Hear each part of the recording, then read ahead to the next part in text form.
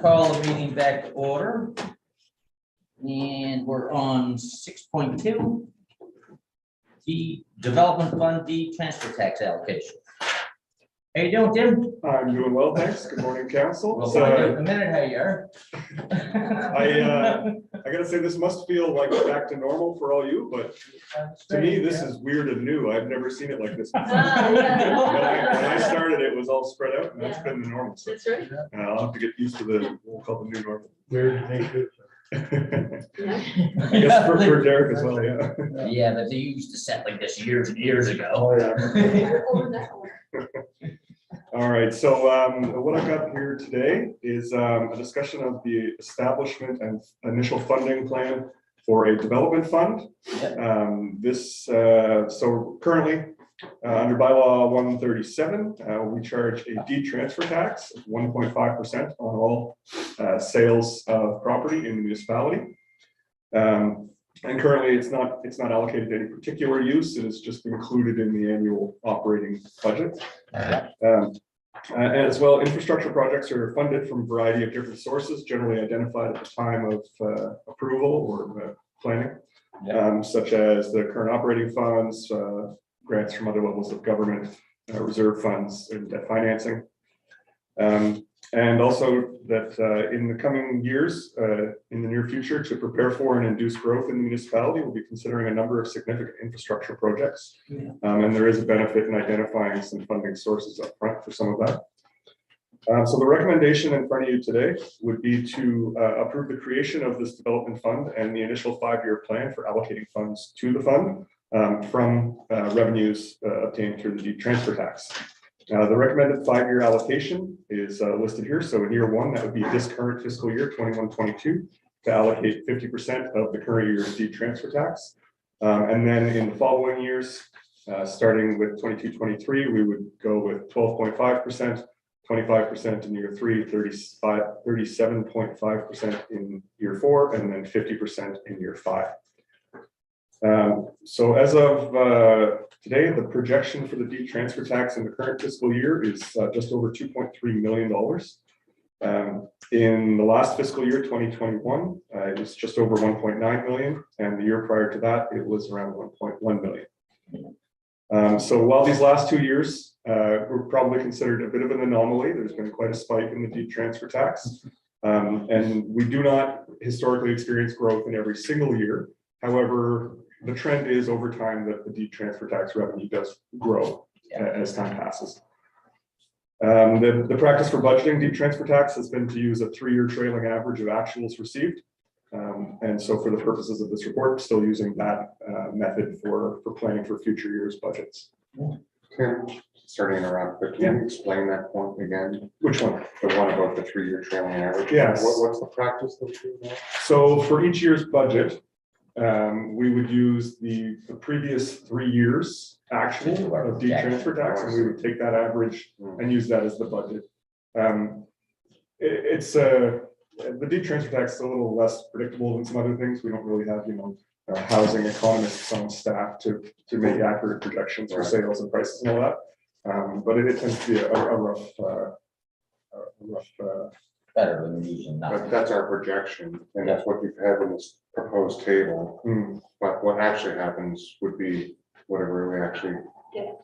Yeah, Okay, so it's just to give us some sort of idea how the fund would grow. right. This is just estimates. In reality, it would be based on whatever the actual deed transfer tax received. And historically, how close have we been? Take these last couple of years out. It varies year over year. I tend to look at a longer period of time when I'm looking at the averages, because there are fluctuations up and down by 20-50%. Like I can give you a little answer. We generally underestimate. Yes, I thought that was the case. We do generally, especially in recent years. Yeah. But the last few years have been exceptional. These last 2 years in particular, like Traditionally, we always underestimate. Yeah. I think we're looking at double or something similar to that for this year's. I'm gonna just add it with approval. I'd like to just ask some more questions. Why are we thinking like using 50% of actual this year and then doing this phase in after the fact of 12, 25, 35? Like it just, sorry. I think we should use the whole thing this year. because it don't impact next year's budget, tax rate, anything like that. So it gives us a great start, don't understand what The we're the doing. phasing in for the future was intended to kind of gradually move Build. towards the funding from the source, because it has historically been included in the operating budget. Right. To take a big chunk right away may have caused some concern with kind of filling that hole, so to speak. Well, you can correct me, but I guess my understanding was is if we took 100% and just put it there this year to start the fund, Mhm. that it wouldn't have any significant impact on this year's budget. No, it would reduce the surplus and Well, that's what I mean. However, there would still be a significant surplus, even if we did contribute 100% this year. I Yes. mean, my feeling is, because I understand what you're saying, that we phase in and then that therefore it could impact our budgets, but we haven't created those budgets yet.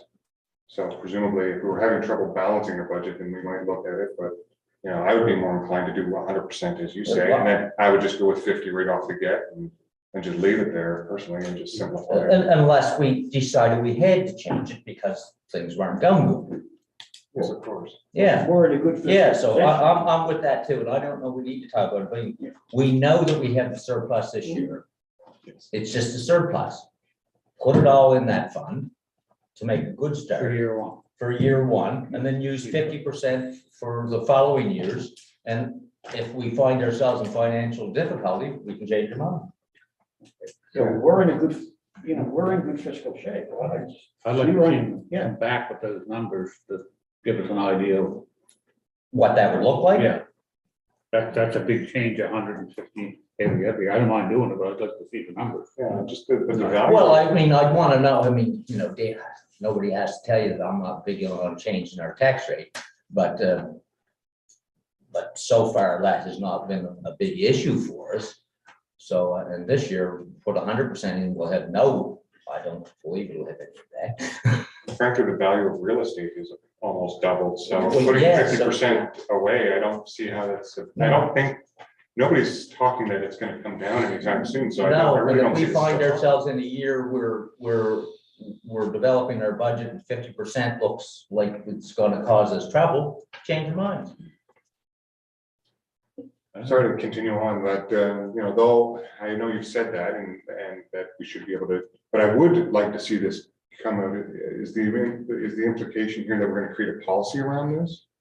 I think that's what we would look. Okay, because I'd like to see it as a policy so that future councils can't just arbitrarily just decide. I think that we're putting some thought into why we want to do this and, some of us may not be here in the future and then, I'd like to see this, that it takes some discussion for them to. Yeah, they'd have to, Yeah, it just doesn't, staff decide to make a change and, it just slips through and nobody notices. Yeah, so the intent, I think, is to develop an actual policy. Really, the reason for having this in front of you now without that policy prepared yet is twofold. One, if we want to transfer anything from the current year deed transfer tax, and we get that approved before this time next week, as in the fiscal year end, we can do that. Otherwise, it would be a contribution from reserve because the year end surplus would close to reserves and then have to be drawn. It would slightly change the mechanics of it. As well as for working into the budget documents that we're going to be presenting to you in a couple weeks. So for next year's allocation, for example. yeah, and we're all aware that we have all these very significant wastewater projects, and you're gonna have to fund them somewhere. And we have to be aggressive in funding those, and I think. And we can afford at this moment to do this. Yeah. I agree with Councilor Vino. I go with 100% and then 50% after that. Yeah. Establish Establish that, policy, give around us it. the I think that's figures. what you're suggesting. And, Somebody make it a you as motion. well. So go ahead, make the motion. I can't. Well, I think that we're gonna reject staff's recommendation Yeah, and we're gonna propose instead that we allocate 100% this year's surplus. of our surplus, well, hang on, No, Yeah. don't put words in my mouth. Okay, Of our deep transfer tax into this new development fund. And then ongoing, we will use 50% of the deep transfer tax. you're correct. I was incorrect. Can you make that ongoing? Well, that's Part of the that's what motion we're if gonna we say in this, Let's for the do next it. 5 years. for the next 5 years and then review it. You know, Then it will be all built. then. we sit here a lot talking about like our housing strategy and what we're doing, what better way to support housing and have the investment that we're gonna do here, what we're talking today? Because that's what we're doing. It's gonna You'll make support- that a housing Strategy. option, more. It's really. Well, that's what it's a we're growth- investing. It's a growth strategy. It's a growth. The growth strategy. strategy. I mean, housing, you can't have growth without housing. Can't have housing without infrastructure. Well, I just look at people, ask me a lot, and I hear you guys talk about what are we doing, how are we helping with housing? I think this kind of investment, is there some publicity for us, so this is our way of investing. Well, this is a public session, but I think that when you go to the province and you sit and our local people submit a proposal for affordable housing, that when they look back at the policy that we've established to assist with that, it will help get it approved. But it's a Or good we'll policy. use it in that It's fashion. good policy, Mr. Warden. I think, I second the motion if it hasn't been seconded. Motion moved and seconded. Discussion, all those, I just have a question. yes. So if, like, the motion involved, so a policy as well, so we don't have a policy. Well, they'll develop one. Direction It'll- to. So that will. We'll have it next week. Yeah, absolutely. I just want to make that clear, right? Yeah, We'll have it next week. You know, I think that way it takes some thought to change it, so Yeah. this has been done intentionally. And then if some future council decides They that have things to are change tighter, it. that it's hard balancing the budget, then it takes some work to undo it. Any further discussion on the motion? All those in favor? Opposed, motion carried. Oh, sorry. No, it's not a discussion on the motion, but I am so thrilled that we have together turned that corner around the housing, because it wasn't that long ago that council's, thinking was this was a provincial only. That wasn't that long ago. It was within the last year and a half. So this is so exciting. So that's what I'm taking out of that conversation. I'm thrilled to death that we are actually looking at that forward thinking and proactively. That's really, Well, sort of stepping into housing without really getting into what's provincial responsibility. We could get more into housing later. I don't think we're done with housing. No, but I think that this is a part that we were always responsible for infrastructure. Absolutely. And this is just a way to demonstrate to developers or anybody else. Building the foundation. that we're building things.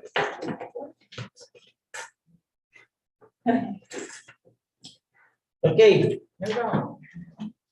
Okay, I am now at cost of living increase. I'm not sure if Pam is going to present this one or Tim or I are going to present this one. It doesn't matter to me. I have not read what Pam prepared, so. I can answer All right, questions I cannot present. I can take Pretty this darn one. straightforward. It is pretty straightforward. So currently salaries are determined using a salary band schedule that has been attached to your report. And so our policy basically says that each year council considers the cost of living increase. And that's for both, it applies to both usually the salary band and to the policy for council remuneration. So last year, the increase was 0.3% as per the consumer price index for all items in Nova Scotia, the annual average that we use. This year it is 4.1%. So the recommendation is to approve the 4.1% cost of living increase for council and for staff salary bands. Okay, so do we have a discussion on it? It's been past practice. We use whatever it is. If I look on attachment 2, the warden, deputy warden, and council, it just seems like there's something wrong with the. There deputy. is. There is. Floyd's getting a decrease, that's the help payment. Yeah, it is. I know. Yeah. I'm fine with it, but. Floyd's not. No, he's helping pay for the increase for everybody. I think attachment 4 has the correct figures. No. So it's, I don't know, unless there's an issue, I mean, for Nope. cost of living is what we do. This is our policy. Yeah, somebody prepared to So move. moved. So, second, Second. discussion, all those in favor, opposed, motion carried. We did very well this morning. Yeah, successful morning. Now I'll have to prepare for the next successful morning in front of you. Thanks. Thanks, Tim. Okay, I'm half scared to say it, but I think we're on to NSFM conference. You are, and I do have that item. Well, it's here somewhere. Anyway, it's at White Point Lodge. Just before we start, there's also an in-person FCM conference coming up, which we're soon gonna have to decide on also. Traditionally, the warden and and I only mention this because I got something to say about it first. Traditionally, the warden and 2 other councillors go to that, or that's how we've done it, Where is it? to Regina, Saskatchewan. This year. Okay, so I just wanted to mention that I do not want to go to it this year, so that leaves. And I've got reasons for that, but When is it? that's in June. Yeah, so I'm just removing myself from that discussion when it does take place. But however, I will say that I do want to go to the spring conference. I don't know if anybody else does or not. I know that there's some kind of limited capacity for going to that one, but I'm gonna get a chance on this. you ready? Okay. This is something that I would be interested in. I understand that there are people that, I'm not sure how it works as far as priority is concerned, but just put it on the I think table. generally speaking, Anybody wants to go to the, the parental ones. We all know. well, yeah, you can all go if you want to. you can choose to go. Yeah, it's just the FCM one that is more expensive that we limit the numbers and to rotate it around so that everybody gets a chance. Understood. Yeah, I just want to let you know that I would be interested, although Regina is not. I won't say anything wrong on the record, right? No, I just wanted to mention that I do not want to go to people who can start to Oh, do you'd be in that. Toronto where you go see a ball game, right? I've done that. Yeah, Well, I mean, it sounds like we just individually reach out to Pam if Yeah. if it's. the only problem may be is that at some point, because of the limited capacity, that we may have to make. I'm not sure if I want to go. Well, I'm gonna I have to have to look at the spring one, agenda. so. And You're going to register? The spring one? Okay. And I'd like to register for the spring one and we'll see what happens. Yeah. Derek said he. Right on. Yeah. yes, unless Yeah, I'd I'm, like to go to the spring one, but Sure. I understand if there's limited capacity. Well, I mean, it's just, I know that there is, so. If it's limited. Well, if we can get, the sooner we can get the The names sooner in, you get the the better. names in, So if- yeah. if we know, if you're going or not now, then we'll put the names in for the ones we know. when might we know about the weight of the conference detail? The Johnny one? No, not the conference, what's on the list for speakers and. Yeah, the only one they've announced yet, I think, is Willie Demani, so he's going to be the keynote, but I think it's May.